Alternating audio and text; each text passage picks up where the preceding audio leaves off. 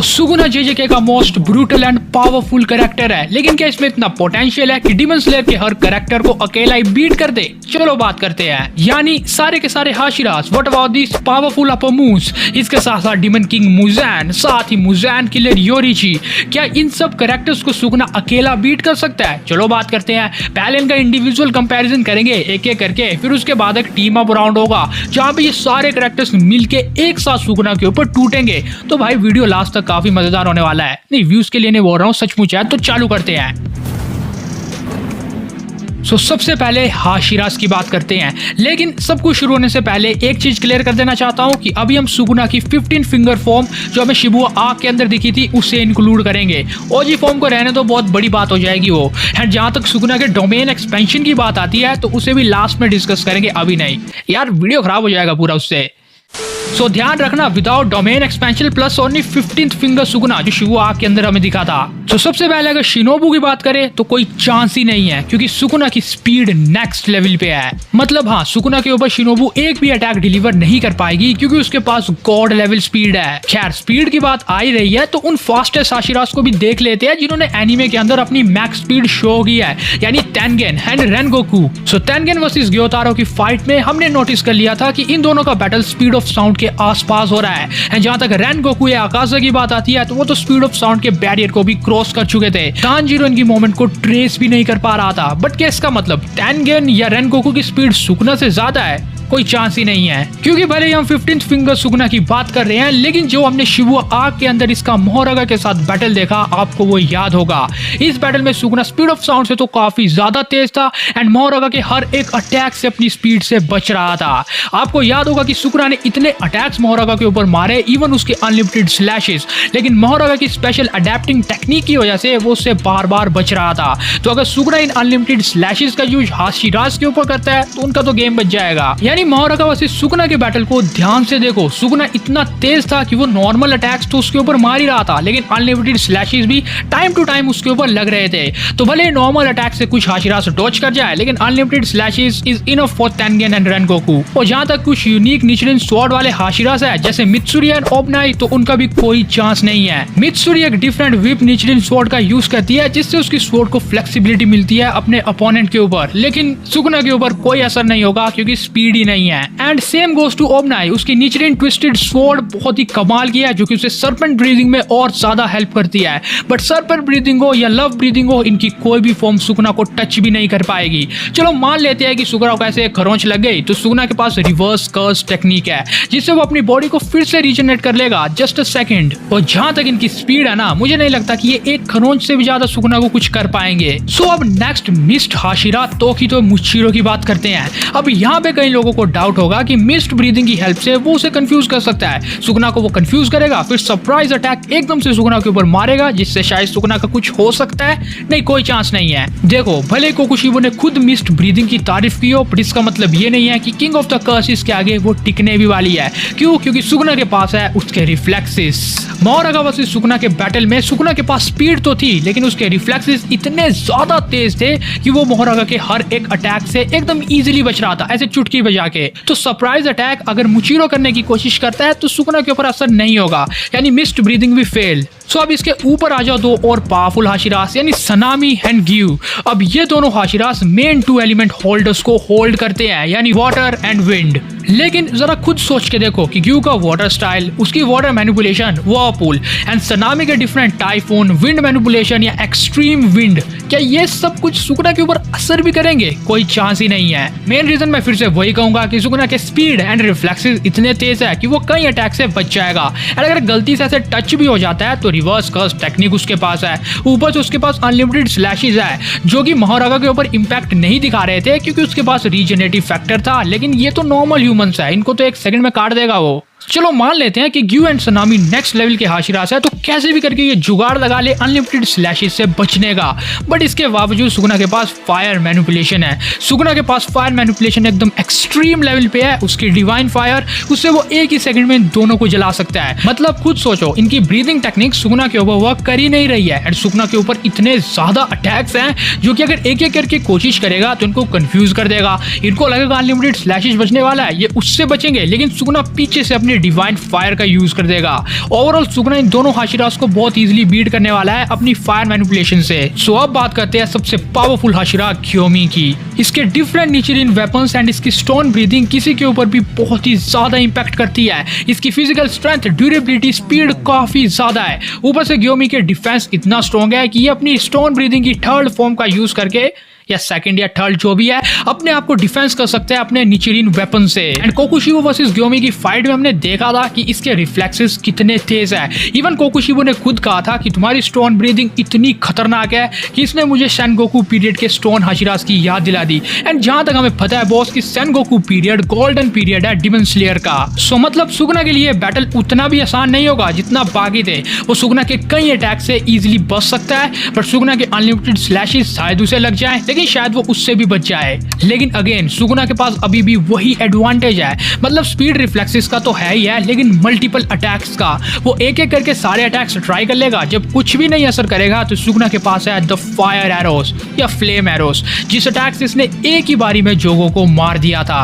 तो अगर कुछ भी असर नहीं करे ना तो सुगुना अपनी फायर का मैक्सिमम आउटपुट यूज कर सकता है, जो कि हमने 15th फिंगर फॉर्म में सिर्फ एक ही देखा है, फ्लेम एरोस। एंड अपने बाकी अटैक से वो इजिली ग्योमिन को मैनिपुलेट या कंफ्यूज कर सकता है। तो ग्योमिन का भी इतना ज्यादा चांस नहीं है सुगुना के आगे। मतलब ध्यान से देखा जाए तो कोई भी हाशिरा सुगुना को बीट नहीं कर सकता। एंड हाँ, यहाँ पे डिमन स्लेयर मार्क्स की बात मत करना, क्योंकि उनसे हाशिरास की एबिलिटीज जस्ट एनहेंस्ड होती है। एंड सुगुना इतना पावरफुल है कि एनहेंस्ड भी हो जाए तब भी वो उन्हें हरा देगा, तो उसका ज्यादा बड़ा इंपैक्ट होने नहीं वाला। ओवरऑल सारे हाशिरास से सुगुना का बैटल इस तरह से होगा कि सुगुना के पास मल्टीपल अटैक्स है, अनलिमिटेड स्लैशेस से कैसे भी करके ये बच जाते हैं। तो फायर मैनिपुलेशन से कैसे बचेंगे? फायर मैनिपुलेशन से बच जाते हैं तो सुगुना के physical strength, durability and combat skill से कैसे बचेंगे? याद है ना मोहरगा के साथ क्या हुआ था? चलो इससे भी बच जाते हैं, लेकिन वो फ्लेम एरो से कैसे बचेंगे जिससे पूरा जोगो ही उड़ गया था। बट अब व्हाट अबाउट अपर मून्स? तो सबसे पहले कई लोगों का डाउट क्लियर कर देता हूँ। डिमन स्लेयर के लॉजिक के अकॉर्डिंग देखा जाए तो डिमंस को सिर्फ निचरिन स्वॉर्ड से ही मारा जा सकता है, जो कि डिमन स्लेयर की one of the most powerful sword है। एंड अगर आपके पास निचरिन वेपन्स नहीं होंगे तो आप कई डिमंस को या अपर मून्स को तो काट भी नहीं पाओगे।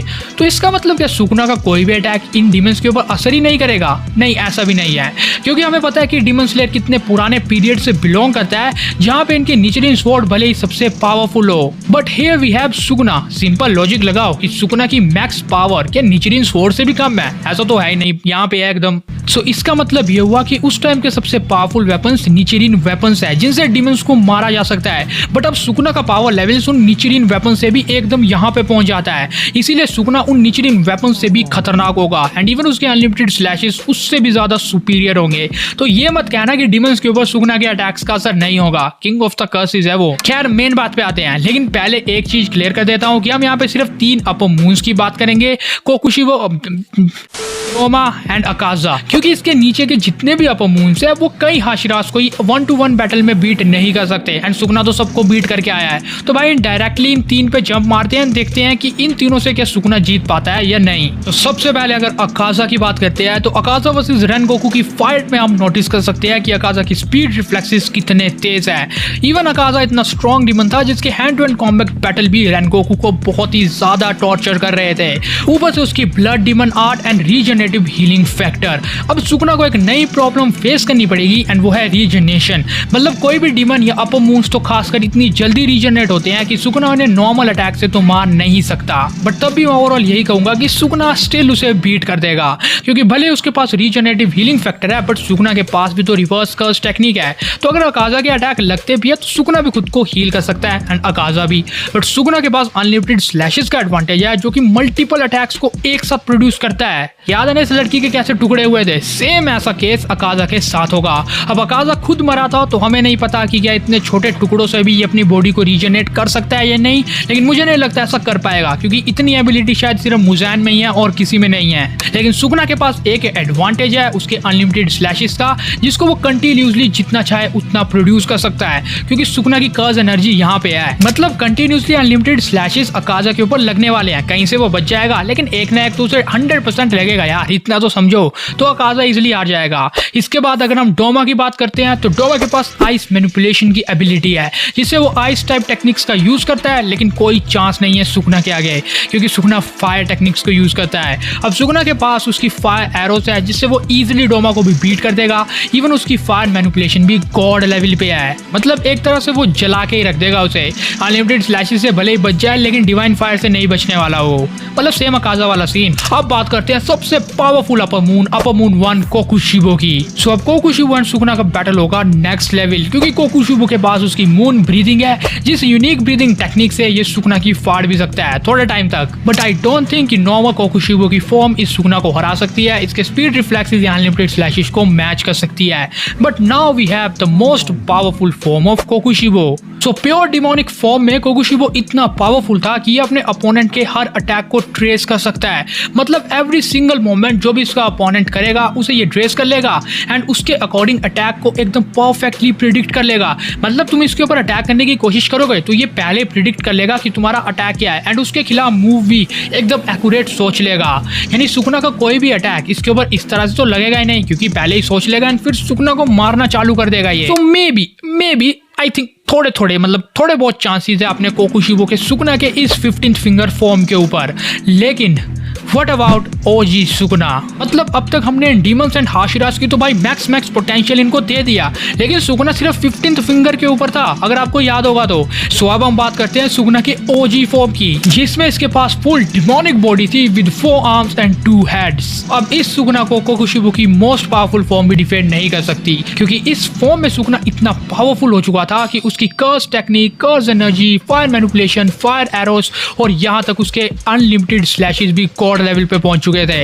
ये सब अटैक्स की स्पीड एंड रिफ्लेक्सेस इतने ज्यादा तेज थे कि भाई नहीं देख सकता कोई उन्हें। मतलब ध्यान से समझो यार, इस फॉर्म में कोकुशिबो की हर एक मोमेंट को सुकुना पहले ही ट्रेस करके रखा होगा एंड इवन इसके डिफरेंट कर्स टेक्निक या रिवर्स कर्स टेक्निक इसके पास है, जिससे वो बहुत सेकंड्स में अपने आप को हील कर सकता है। यानी अपर मूव्स का भी काम तमाम कर दिया सुकुना ने। लेकिन व्हाट अबाउट डिमन स्लेयर के 2 सबसे ओजी कैरेक्टर्स मुज़ैन एंड मुज़ैन किलर योरीची। अब मुज़ैन डिमन किंग है, जिसके पास 5 ब्रेन्स एंड 7 हार्ट्स है, इसीलिए मुज़ैन के पास next level regeneration healing factor है। इवन तुम मुज़ैन को कितने भी बड़े ब्लास्ट पे मार दो, मुज़ैन अपने आप को बहुत ही जल्दी हील कर सकता है with in a second. And अगर तुम मुज़ैन को टेक डाउन भी कर दो तब भी मुज़ैन अपने छोटे छोटे टुकड़े करके एस्केप कर जाएगा। मतलब हाँ, अगर सुकुना इसे बहुत ही छोटे टुकड़ों में काटने की कोशिश करता है अनलिमिटेड स्लैशेस से, तो मुज़ैन अपने उन टुकड़ों को फिर वहां से 1 सेकंड में भगा के बाहर जाके फिर से जोड़ के फिर से मुज़ैन बन जाएगा। बट मेन बात ये आती है कि क्या मुज़ैन के किसी भी अटैक का सुकुना के ऊपर असर होगा? बिल्कुल भी नहीं, क्योंकि मुज़ैन किसी को भी डिमन बना देता है अपनी पावर से, लेकिन ये कर्स किंग को क्या ही डिमन बनाएगा?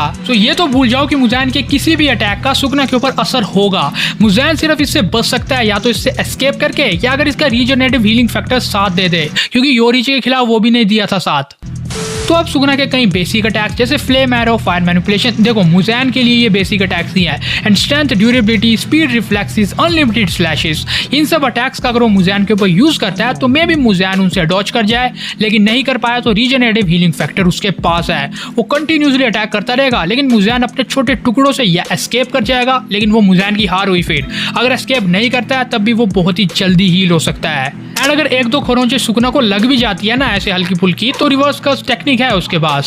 सो यार बैटल काफी कॉम्प्लिकेटेड हो रहा है, डोमेन एक्सपेंशन को ले आए। नहीं अभी जरूरत नहीं है, क्योंकि सुकुना के पास एक और मूव है वर्ल्ड बाइसेक्टिंग स्लैशेस का। वर्ल्ड बाइसेक्टिंग स्लैशेस सुकुना के वो ओजी स्लैशेस है जिन स्लैशेस की हेल्प से इसने गोजो सातोरू का किट कैट बना दिया था। तो खुद सोचो सुकुना के इन स्लैशेस में इतनी पावर होगी जिसने गोजो सातोरू को काट दिया था। तो भाई इतने पावरफुल बीइंग जैसे गोजो को अगर ये काट सकते हैं तो मुज़ैन के ऊपर डेफिनेटली इनका बहुत गहरा असर होगा।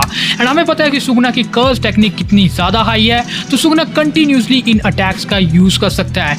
इन माय पर्सनल ओपिनियन, मुझे तुम्हारा नहीं पता, लेकिन मेरे ओपिनियन में बाकी अटैक्स भले ही मुज़ैन उनसे हील हो जाए, लेकिन वर्ल्ड बाइसेक्टिंग स्लैशेस से मुज़ैन नहीं हो सकता हील, घंटा भी नहीं। मतलब ये अटैक मुज़ैन के ऊपर योरीची की सन ब्रीदिंग जितना इम्पैक्ट छोड़ने वाले हैं एंड सुकुना ऐसे काट के रख देगा मुज़ैन को। सो देखा जाए तो डिमन किंग मुज़ैन का कोई भी अटैक सुकुना के ऊपर लगने ही नहीं वाला।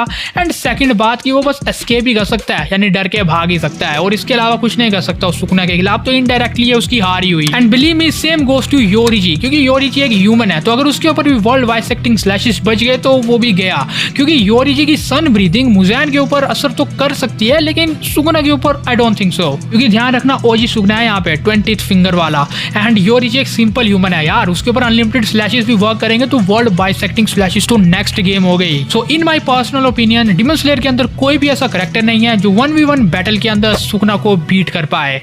एंड डीमन तानजीरो की बात मत करना, क्योंकि योरीची हार गया तो वो भी हार जाएगा। लेकिन व्हाट अबाउट ये सब कैरेक्टर एक साथ सुगना के ऊपर टूटते हैं, जो मैंने वीडियो के शुरू में कहा था कि भाई लास्ट में ये भी देखेंगे कि सब कैरेक्टर एक साथ सुगना के ऊपर टूटेंगे, तो भाई अब सुगना के लिए बैटल काफी टफ होगा, क्योंकि सुगना वर्ल्ड बाइसेक्टिंग स्लैशेस से कितनों को एक साथ काट के दिखाएगा। बहुत ज्यादा हाशिरास को मार दिया, अपमून हील हो गए, या फिर मुजैन ने इसके ऊपर अटैक करना शुरू कर दिया। कोकुशिबो भी बैटल में होगा, योरीची भी बैटल में होगा, सारे हाशिरास बैटल में होंगे। मतलब सुगना कहीं को तो ऐसे ही काट देगा, लेकिन थोड़े से चांसेस है, मतलब एकदम ऐसे 5-10% कि कुछ लोग बचे एंड वो सुगना के ऊपर अटैक करे एंड उसके ऊपर एडवांटेज भी ले ले। लेकिन टू बी ऑनेस्ट वो थोड़े टाइम तक ही रहेगा, क्योंकि वर्ल्ड बाइसेक्टिंग स्लैशेस से ये कहीं को तो मार देगा, एंड जो नहीं बचे उनके लिए अब सुगना अपना फाइनल मूव यूज करेगा, and as we all know the domain expansion.